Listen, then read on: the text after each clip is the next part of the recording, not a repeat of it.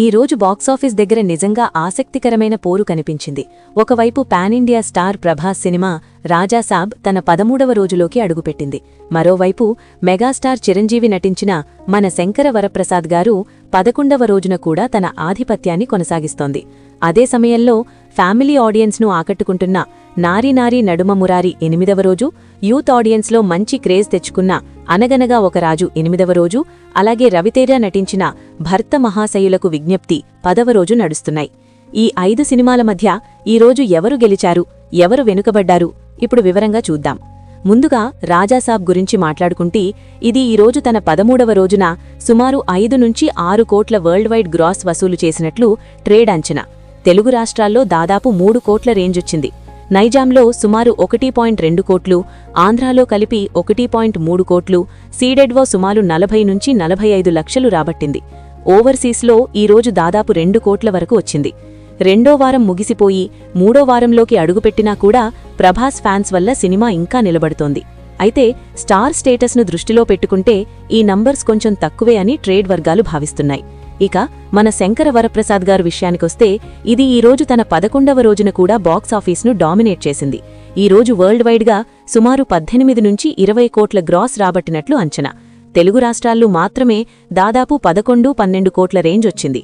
నైజాంలో సుమారు 4.5 కోట్లు, ఆంధ్రాలో 5 కోట్లకు పైగా, సీడెడ్లో దాదాపు 2 కోట్లొచ్చింది.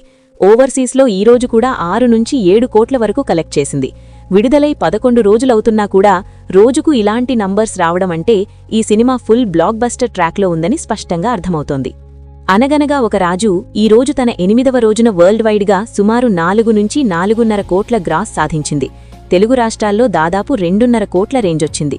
నైజాంలో సుమారు 1 కోటి, ఆంధ్రాలో 1.1 కోటి, సీడెడ్లో 35 నుంచి 40 లక్షలు రాబట్టింది. ఓవర్సీస్లో దాదాపు 1.5 కోట్ల రేంజొచ్చింది. యూత్ హీరో సినిమా అయినప్పటికీ పెద్ద సినిమాలతో పోటీపడుతూ ఈ స్థాయిలో నిలబడటమంటే ఇది నిజంగా సర్ప్రైజ్ ప్యాకేజ్ అని చెప్పాలి. ఇక నారీ నారీ నడుమ మురారి విషయానికొస్తే ఇది ఈరోజు తన 8వ రోజున వరల్డ్ వైడ్గా సుమారు 3 నుంచి 3.5 కోట్ల గ్రాస్ రాబట్టింది. తెలుగు రాష్ట్రాల్లో దాదాపు 2 కోట్ల వరకు వచ్చింది. నైజాంలో 80 నుంచి 90 లక్షలు, ఆంధ్రాలో 90 లక్షల నుంచి 1 కోటి వరకు, సీడెడ్లో 25 నుంచి 30 లక్షలు వచ్చింది. ఓవర్సీస్లో దాదాపు 1 కోటి రేంజ్ వచ్చింది.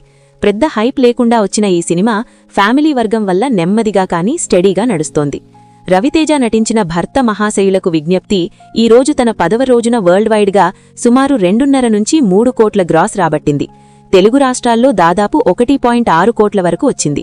నైజాంలో 60 లక్షలు, ఆంధ్రాలో 70 లక్షలు, సీడెడ్లో 20 లక్షలు రాబట్టింది. ఓవర్సీస్లో ఈరోజు కూడా దాదాపు 1.5 కోట్ల వరకు వచ్చింది. మొదటి వారంలో వచ్చిన జోరు తగ్గినప్పటికీ సినిమా ఇంకా కొంతవరకు నిలబడుతోంది. ఇప్పుడు ఈరోజు వచ్చిన నంబర్స్ను పోలిస్తే ఇలా ఉన్నాయి. మన శంకర వరప్రసాద్ గారు సుమారు 18 నుంచి 20 కోట్ల గ్రాస్, రాజాసాబ్ సుమారు 5 నుంచి 6 కోట్ల గ్రాస్, అనగనగా ఒక రాజు సుమారు 4 నుంచి 4.5 కోట్ల గ్రాస్, నారీ నారీ నడుమ మురాలి సుమారు 3 నుంచి 3.5 కోట్ల గ్రాస్, భర్త మహాశయులకు విజ్ఞప్తి సుమారు 2.5 నుంచి 3 కోట్ల గ్రాస్. ఈ లెక్కల ప్రకారం ఈరోజు కూడా స్పష్టమైన విజేత మన శంకర వరప్రసాద్ గారు. 11 రోజులు గడిచినా కూడా మిగతా అన్ని సినిమాలను కలిపిన దానికంటే ఎక్కువగా కలెక్ట్ చేయడమంటే ఈ సినిమా ఎంత బలంగా నడుస్తోందో చెప్పే పెద్ద ఉదాహరణ. రెండో స్థానంలో రాజాసాబ్ నిలిచింది. అయితే స్టార్ పవర్ ఉన్న యూత్ సినిమా అనగనగా ఒక రాజు చాలా దగ్గరగా పోటీ ఇవ్వడం ట్రేడ్ వర్గాలను ఆశ్చర్యానికి గురిచేస్తోంది. మొత్తానికి ఈరోజు బాక్సాఫీస్ యుద్ధంలో కూడా మెగాస్టార్ సినిమా తిరుగులేని ఆధిపత్యాన్ని కొనసాగించింది. మిగతా సినిమాలు తమ స్థాయిలో పోరాడుతున్నా నిజమైన విన్నర్ మాత్రం స్పష్టంగా తేలిపోయాడు. ఈ పోరు ఇంకా కొన్ని రోజులు కొనసాగుతుంది. కానీ ఇప్పటివరకు చూస్తే సంక్రాంతి రేసులో కిరీటం ఎవరిదో ఎలాంటి సందేహం లేకుండా తేలిపోయింది.